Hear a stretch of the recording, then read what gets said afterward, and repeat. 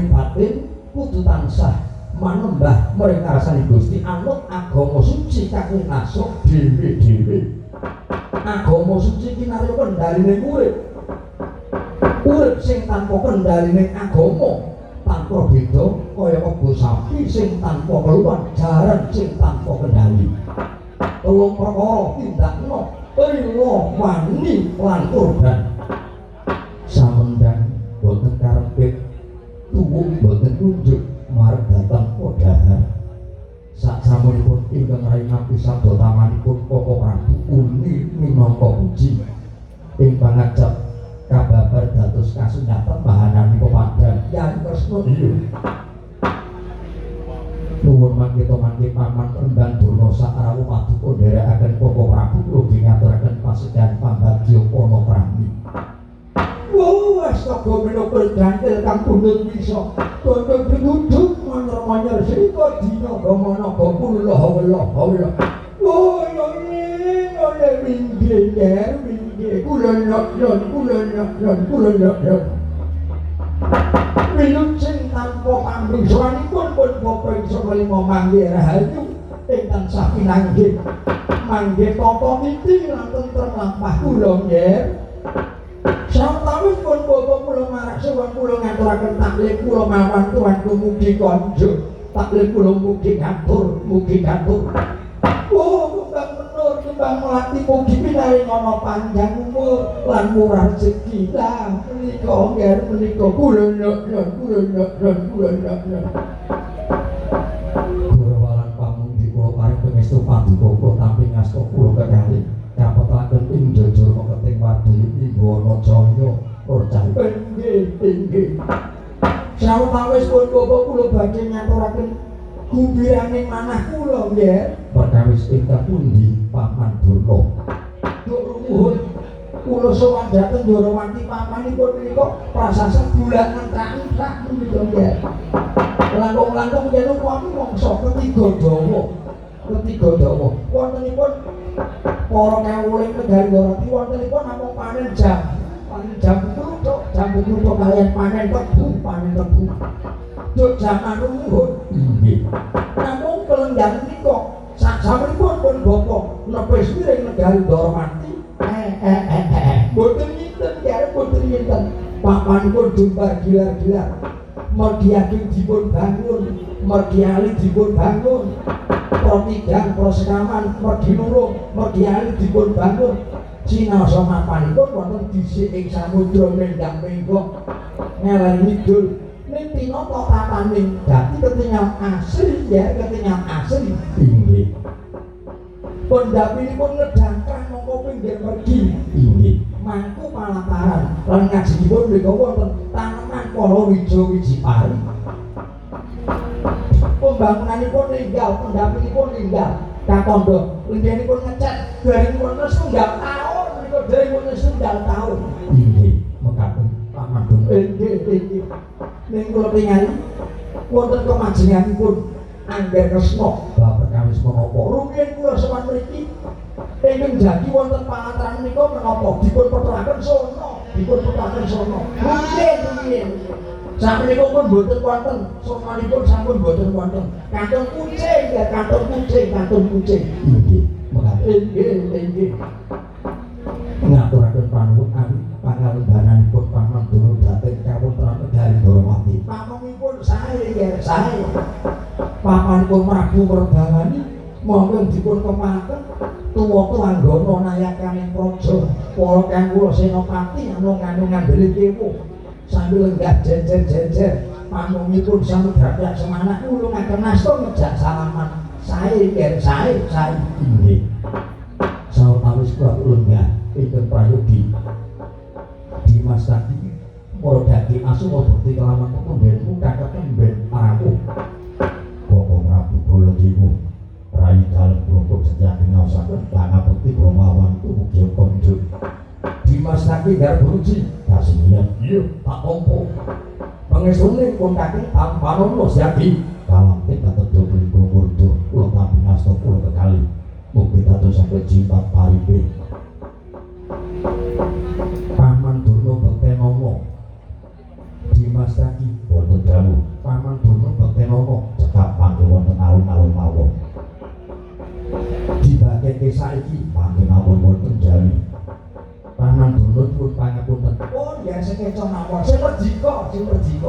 Wong kula nggih ora apa-apa ora dibageke cah nggih ora patek pun santai mawon nggih santai. Nuwun mangke to mangke Gusti kula Dya Ngagum ing Mandura.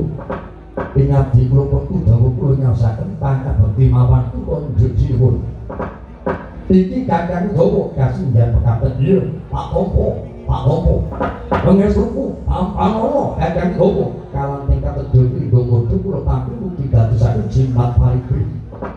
Konjo Patiko Sang Topo Penemban Durna sembah pangabekti kula mugi katampiya. Oh iya Pakde Udawa tak tampa Udawa. Kowe dadi pamong sing apik kena nggo gawe tapa palu pining para kang kula. Tak tampa pengestu utang Panono Udawa. Nuwun inggih sanget anggen kula pundi paring pengestu Patiko Penemban. Jejermu kandhanono kon eling. Mugi-mugi mawon urip ora suwe ngono. Aja gendong, aja kemaki dumeseki. Kaya dene wis yaji.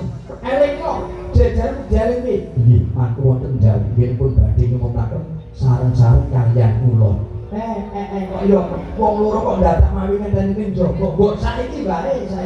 Mangke mawon mangke. Sasampunipun sapopo nggaipun ketingal njaluk gunung kadingaring.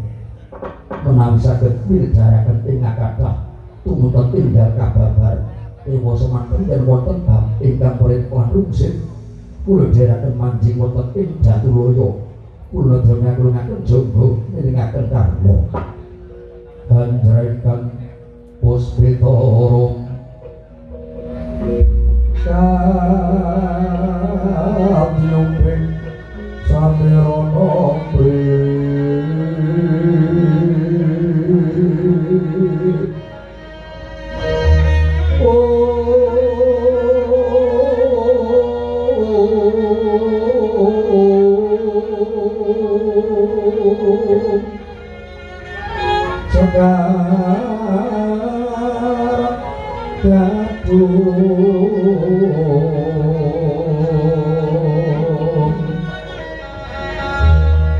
Kongas kandanyo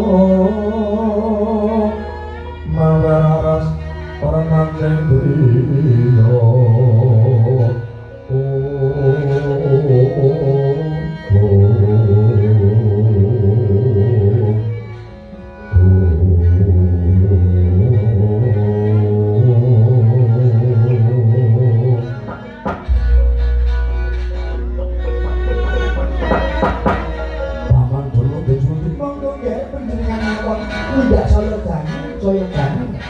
Saya dalu macinipun nyindani orang dadak urce tembung rumpaka basa parama sastra ingkang rumit prataku bareng kelawan Paman Durna ingkang bisa kejaba kepengin tetinju tonton dinti tentreming negara Dwarawati sakukuban dungkap ingkang wigati temene wong kakang dinibok dening Yayi Duryudana lamun kok Yayi Duryudana iku pinangisan dening atmajane Jayaga Purnanku Lesmana Mandrakumara kepengin mungkasi jejakane kanthi cara nambut silaning akrama.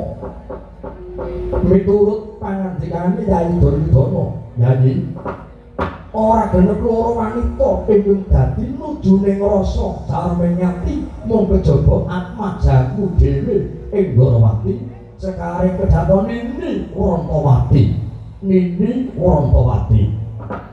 Yayi pun kakang diutus dening Yayi Duryudana kinen ngebone-bone esuk anjing jawah wanci sore. Abone esuk tegese awon-awon. Yen udan sore tegese larak. Lesmana Mandrakumara nyuwun rarabi aku ingkang diuta kinarya ndodhok lawan korine minang jambe suruwe yen pancen ana ratilan saka Yayi Kresna kowe karepe pamundhut apa aja wigawige hararinga sebab kondange Yayi Duryudana ratu berbandha berbandu sugih kadang sugih Brana Kicis ora bakal kekurangan mesti bakal dicukupi. Wong kali kowe ngendika yen pancen ana syarat sarana, syarate apa? Syarate apa? Kudu kepiye? Pun kakang manut, pun kakang sing baku. baline pun kakang entuk gawe.